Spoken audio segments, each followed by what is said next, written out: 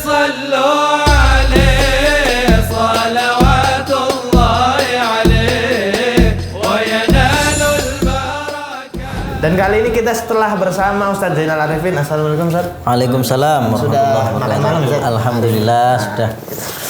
Alhamdulillah. Kita langsung ke pertanyaan teman-teman ya. Nah ini Ustadz, ada pertanyaan tentang panitia kurban menyisihkan daging untuk pesta-pesta. Nah ini biasanya kadang-kadang di kalangan kita sebagai santri juga terjadi. Ketika ada daging kurban kita ikut nyembelih, sisain dikit tuh nanti buat malam-malam nyate. Nah kita kan lumayan lah menggembungkan perut ya, seperti itu.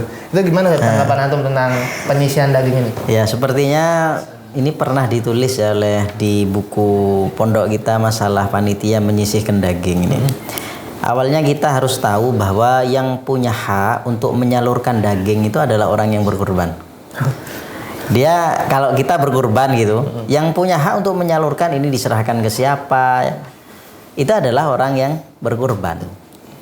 Nah, kemudian ketika orang yang berkurban ini mewakilkan kepada panitia, maka statusnya panitia ini adalah wakil dari orang yang berkurban. Jadi dia punya amanah untuk menyalurkan daging kurban sesuai dengan izin dari orang yang berkurban. Jadi kalau orang yang berkurban tidak memberi izin, pokoknya daging ini harus masuk ke warga semua, panitia tidak boleh ngambil, maka panitia tidak boleh ngambil. Jadi dengan penyerahan dari si pemilik kurban ini nggak langsung ini nanti daging terserah ente nah. Nah kalau misalnya pasrahnya seperti itu, ini daging terserah kamu mau diapakan. Yang penting kan diserahkan terserah panitia gitu. Maka panitia kan tugasnya menyerahkan.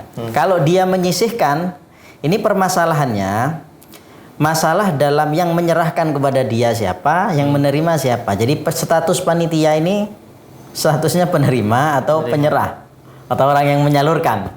Makanya ini terjadi ittihadul qabid wal mugbid. Ini kita bahas dalam masalah siapa yang menyerahkan, siapa yang menerima gitu ya.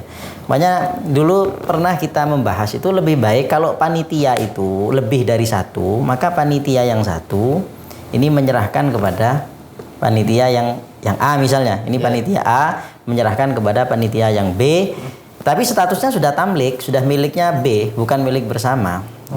Kan ini kan statusnya daging kurban ini kalau diberikan kepada fakir miskin tamlik, hak milik. Tapi kalau diberikan kepada orang yang kaya statusnya adalah diafah atau hadiah gitu. Jadi harus dimakan, tidak boleh diperjualbelikan. Lah kalau misalnya panitia dia menyisihkan daging kurban yang diserahkan kepada dia, maka lebih baik seperti tadi.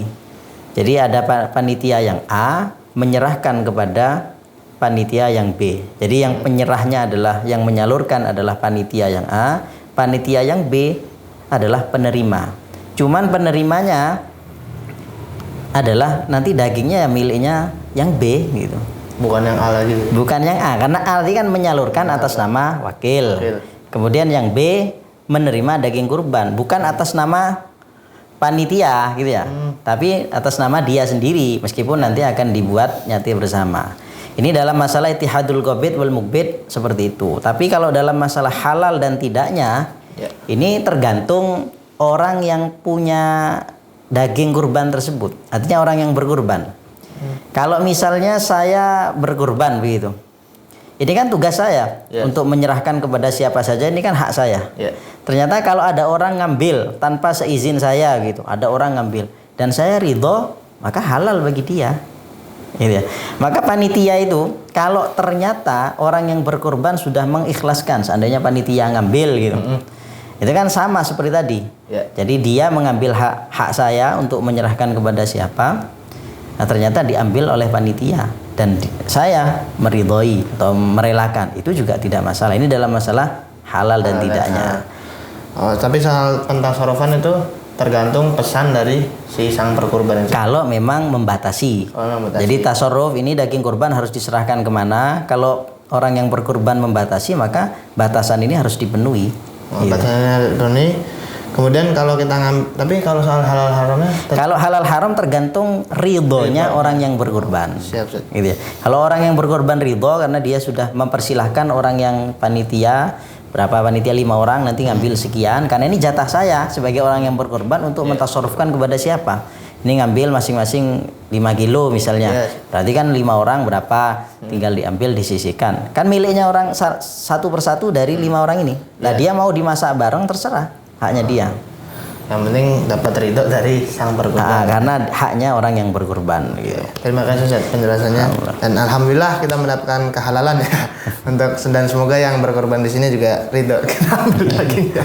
Oke teman-teman, sangat gamblang sekali yang dijelaskan oleh Ustaz Zainal Arif ini tentang penyisihan daging kurban untuk pesta-pesta malamnya. Jadi kalau panitia ingin nyisain daging ya minta ridho dulu ke yang kurban. Kita akan bertemu lagi di podcast selanjutnya. Walafu minkum ila liqa. Wassalamualaikum warahmatullahi wabarakatuh. Waalaikumsalam. النبي صلوا عليه